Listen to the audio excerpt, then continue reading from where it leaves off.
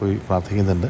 അപ്പോൾ എന്തായാലും നല്ലൊരു മൊമെൻ്റമായിട്ട് തന്നെ UDFൻ്റെ ക്യാമ്പയിൻ പോകുന്നുണ്ട്. കേരളത്തിൽ എല്ലായിടത്തും ഇത്തവണ നല്ല രീതിയിൽ ഒരു പ്രീ വർക്ക് നടത്തിയിട്ടുണ്ട്. ഇനി തീർച്ചയായിട്ടും വരുന്ന ദിവസങ്ങളിൽ കാൻഡിഡേറ്റ്സിനെ പ്രഖ്യാപിക്കും. ഇത്തവണ എല്ലായിടത്തും കോർപ്പറേഷനിലും മുനിസിപ്പാലിറ്റിയിലും പഞ്ചായത്തിലുമൊക്കെ മികച്ചൊരു വിജയം, ബ്ലോക്ക് പഞ്ചായത്തിലുമൊക്കെ മികച്ചൊരു വിജയം UDF നേടാമെന്നുള്ള പൂർണ്ണമായിട്ടുള്ള പ്രതീക്ഷ നമുക്കുണ്ട്. കഴിഞ്ഞ കാലങ്ങളിൽ വ്യത്യസ്തമായി കോൺഗ്രസ് നേരത്തെ തന്നെ സ്ഥാനാർത്ഥികളെ പ്രഖ്യാപിക്കുന്ന സ്ഥിതി പലയിടങ്ങളുണ്ട്, ചില സ്ഥലങ്ങളില്ല.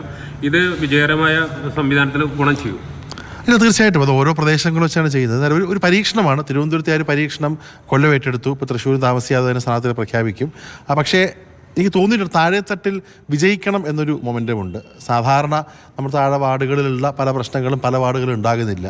അപ്പോൾ അതുകൊണ്ട് പഴയ ചില തെറ്റുകൾ തിരുത്തിക്കൊണ്ട് കോൺഗ്രസ് ശക്തമായിട്ട് തന്നെ മുന്നോട്ട് വരികയാണ്. തീർച്ചയായിട്ടും അതിൻ്റെ ഒരു ഗുണം ജനങ്ങളുടെ മനസ്സിൽ കാണുന്നു. തിരുവനന്തപുരത്ത് നമ്മൾ പല വാർഡുകളും പോകുമ്പോൾ നിങ്ങൾ ആദ്യം സ്ഥാനാർത്ഥികളെ പ്രഖ്യാപിച്ചു, നല്ലതാണ്, നല്ല സ്ഥാനാർത്ഥികളാണ്, നഗരത്തിൻ്റെ പരിച്ഛേദം തന്നെയുണ്ട്. ഇപ്പം ടെക്കി മുതൽ ആശാ വർക്കർമാർ വരെ നമ്മുടെ പാനലിലുണ്ട്. അപ്പോൾ അതൊക്കെ പോസിറ്റീവായിട്ട് ജനം കാണുന്നുണ്ട്. എന്നുമാത്രമല്ല പൊളിറ്റിക്കലി ആളുകൾ ഇടതുപക്ഷം, പ്രത്യേകിച്ച് അവർ ഭരിക്കുന്ന കോർപ്പറേഷനുകൾ, അത് തൃശ്ശൂരാകട്ടെ, ട്രിവാൻഡ്രമാകട്ടെ, കൊല്ലമാകട്ടെ, അവർക്കെതിരെയുള്ള കോഴിക്കോടാകട്ടെ ഒരു വികാരമുണ്ട്. ഒന്നും ചെയ്യാൻ കഴിഞ്ഞിട്ടില്ല, നഗരങ്ങളെ മുന്നോട്ട് കൊണ്ടുവരാൻ കഴിഞ്ഞിട്ടില്ല, ഫണ്ടുകൾ പോലും പൂർണ്ണമായി വിനിയോഗിക്കാതെ ഒരു നഗരത്തിന് അത് ഭാവി എങ്ങനെയാണെന്ന് മനസ്സിലാക്കാൻ കഴിയാതെ ഒരു വിഷൻ ഇല്ലാതെ പോയിട്ടുള്ളൊരു അഭിപ്രായമുണ്ട്. പിന്നെ BJPയുടെ കാര്യം പറയുമ്പോൾ പ്രത്യേകിച്ച് തൃശ്ശൂർ അടക്കം എനിക്ക് പറയാനുള്ള കാര്യം, BJPക്ക് 2 മുനിസിപ്പാലിറ്റികളിലാണ് ഭരിക്കാനുള്ള അവസരം ജനാധിപത്യപരമായി ജനങ്ങൾ നൽകിയത്. ഒന്ന് പാലക്കാട് മുനിസിപ്പാലിറ്റി, ഒന്ന് പന്തളം മുനിസിപ്പാലിറ്റി.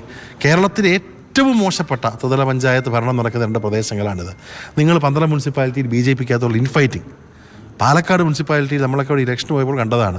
അവിടെ പ്രധാനപ്പെട്ട കേന്ദ്രങ്ങളിൽ പോലും സ്ട്രീറ്റ് ലൈറ്റ് ഇല്ല. അത്ഭുതപ്പെട്ടു പോയി. എന്നുവെച്ചാൽ തിരുവനന്തപുരത്ത് നിന്ന് BJPക്കാർ പോലും പാലക്കാട് പോയപ്പം ഇവിടെ മെയിൻ നഗരത്തിൽ ഒരു 7 മണിക്ക് ശേഷം ഇറങ്ങാൻ പറ്റാത്ത അവസ്ഥയാണ്. അപ്പം ജനങ്ങൾ വോട്ട് നൽകി BJPക്ക് ത്രിതല പഞ്ചായത്തിൽ അവസരം നൽകിയ 2 പ്രധാനപ്പെട്ട മുനിസിപ്പാലിറ്റികൾ പാലക്കാട് മുനിസിപ്പാലിറ്റിയും അതോടൊപ്പം പന്തളം മുനിസിപ്പാലിറ്റിയിലെ ഭരണം പരാജയമാണ്.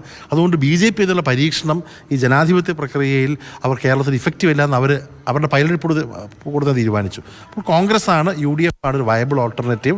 നമ്മൾ വികസനവും ഭാവിയിലത്തെ കാര്യങ്ങളും പറഞ്ഞുകൊണ്ട് കൃത്യമായിട്ട് തന്നെ നമ്മൾ വിജയിക്കും.